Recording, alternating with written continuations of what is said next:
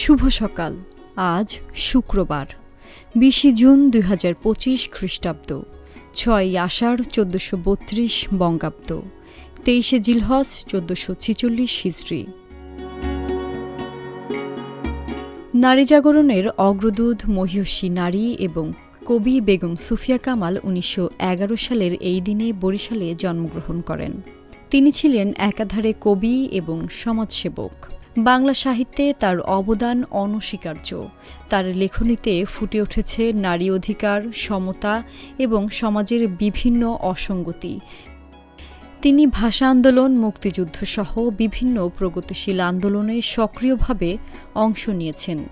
তার সংগ্রাম ও সাহিত্যকর্ম তাকে জননী সাহসিকা উপাধিতে ভূষিত করেছে।